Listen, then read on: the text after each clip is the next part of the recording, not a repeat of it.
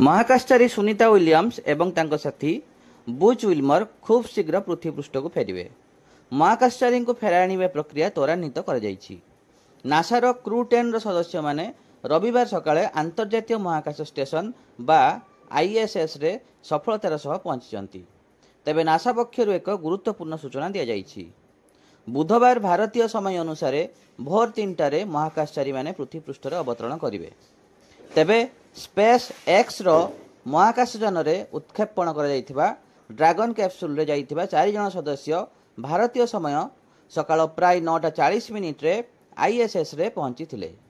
सूचनायोग्य दीर्घ दिनर प्रतीक्षा परे Elon Musk को महाकाश agency SpaceX rocket Falcon 9 शुक्रवार भारतीय समय प्राय 4:30 उत्क्षेपण कर जाइथिला। अमेरिकार महाकाश एजेंसी नासा याकू फ्लोरिडा रे केनेडी स्पेस सेंटर रु उत्क्षेपण करथिला।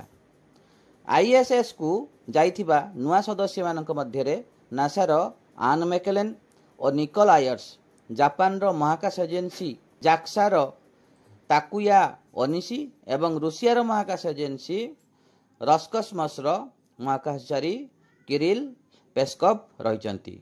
सुनीता विलियम्स, बुच विल्मर एवं क्रू 9 रो अन्य 2 जण सदस्यक स्थान नेबाकू एही 4 जण महाकाशचारी सेमानक दायित्व नहीं विभिन्न प्रक्रिया अनुध्यान करचंती।